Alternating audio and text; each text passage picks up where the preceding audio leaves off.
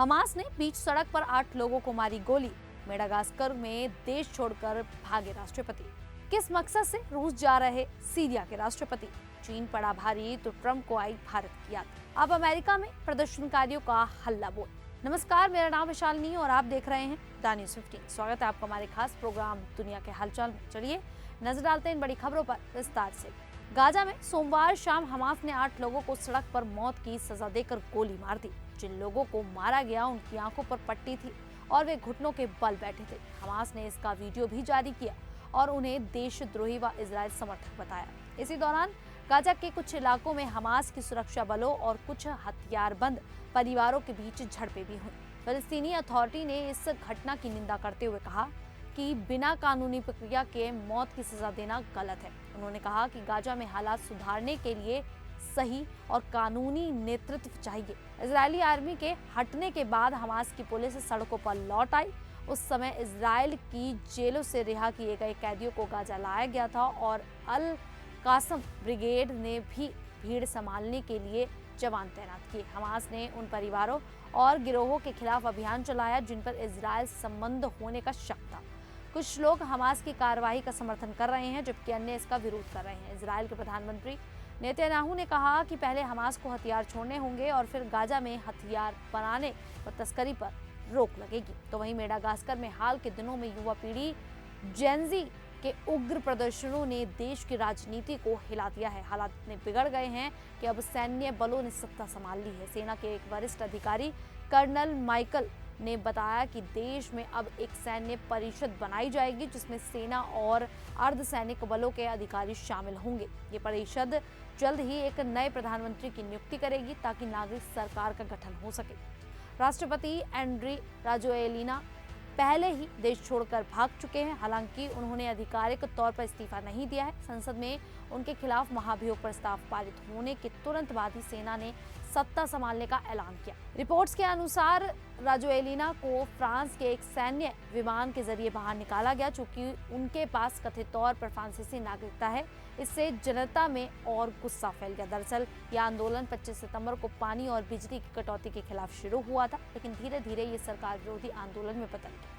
शनिवार को कुछ सैनिक भी प्रदर्शनकारियों के साथ शामिल हो गए जिससे स्थिति पूरी तरह नियंत्रण से बाहर हो गई और देश में सियासी संकट गहराता चला गया। वहीं सीरिया के राष्ट्रपति अहमद अल शरा बुधवार को रूस की राजधानी मॉस्को पहुंचेंगे जहां वे राष्ट्रपति व्लादिमीर पुतिन से मुलाकात करेंगे। ये जानकारी सीरिया की सरकारी एजेंसी साना ने दी है। यह अल शरा के राष्ट्रपति बनने के बाद पहली आधिकारिक रूस यात्रा होगी। इस दौरे को सीरिया की नई सरकार की अंतर्राष्ट्रीय पहचान मजबूत करने की कोशिश के रूप में देखा जा रहा है। रूस पहले पूर्व राष्ट्रपति बशर अल असद का करीबी सहयोगी रहा है, लेकिन पिछले साल दिसंबर में अल शरा की सेनाओं ने असद सरकार को हटा दिया था। अब दोनों देशों के बीच रिश्ते सुधारने और सहयोग बढ़ाने की दिशा में यह यात्रा अहम मानी जा रही है। सूत्रों के अनुसार दोनों नेता रूस के तरतूस नौसैनिक अड्डे और खमीमिन एयरबेस पर रूसी मौजूदगी पर भी बात करेंगे। साथ ही अल शरा रूस में रह रहे बशर अल असद को सीरिया को सौंपने की औपचारिक मांग भी करेंगे। अहमद अल शरा पहले अल कायदा की सीरियाई शाखा के प्रमुख रहे हैं और उन्हें अबू मोहम्मद अल जुलैनी के नाम से जाना जाता था। उन्होंने विद्रोह का नेतृत्व कर दमिश्क पर कब्जा किया और नई सरकार बनाई। अब वे चाहते हैं कि सीरिया को शांति और स्थिरता के नए दौर में ले जाया जाए और अंतर्राष्ट्रीय प्रतिबंध हटाए जाए। तो वहीं अमेरिका और चीन के बीच बढ़ते तनाव ने अब रेयर अर्थ मिनरल्स के मुद्दे को और भी गरमा दिया है।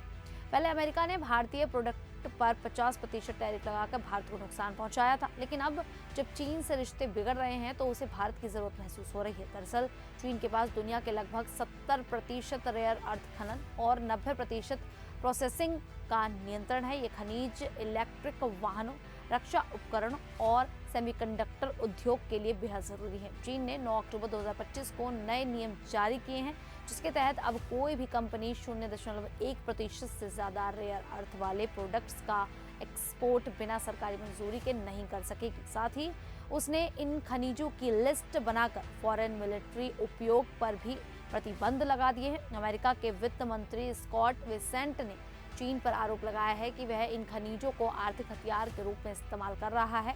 उन्होंने कहा कि चीन की यह नीति वैश्विक अर्थव्यवस्था के लिए खतरा है। अमेरिका अब भारत यूरोप और एशिया के लोकतांत्रिक देशों के साथ मिलकर साझा जवाबी रणनीति बनाने की कोशिश कर रहा है।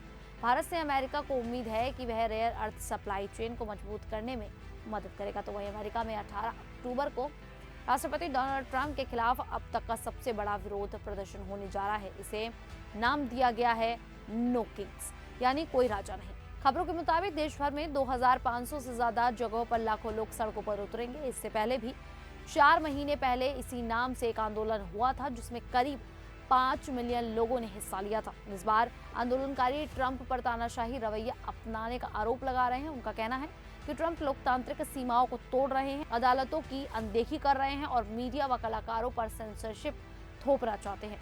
आयोजक संगठन और कई मजदूर संघों का कहना है कि ट्रंप अपने हाथ में अत्यधिक सत्ता केंद्रित कर रहे हैं। हाल ही में सरकार के शटडाउन की वजह से लाखों कर्मचारियों पर असर पड़ा है, जिसे लोग ट्रंप की सत्ता हथियाने की चाल बता रहे हैं। यह आंदोलन 50,501 मूवमेंट से जुड़ा है, जिसका मतलब है 50 राज्यों में 50 प्रदर्शन एक ही आवाज में लोकतंत्र की रक्षा। मजदूर संघों और सामाजिक संगठनों ने इस आंदोलन को समर्थन दिया है, जबकि रिपब्लिकन पार्टी इसे देश विरोधी रैली बता रही है और डेमोक्रेट्स पर राजनीति करने का आरोप लगा रही है। खैर, इस पूरे मामले को लेकर आप लोगों की जो भी राय है आप हमें कमेंट करके जरूर बता सकते हैं। अभी के लिए इतना ही, फिर हाजिर होंगे ऐसी ही देश और दुनिया से जुड़ी बड़ी खबरों के साथ। तब तक के लिए देखते रहिए द न्यूज़ 15।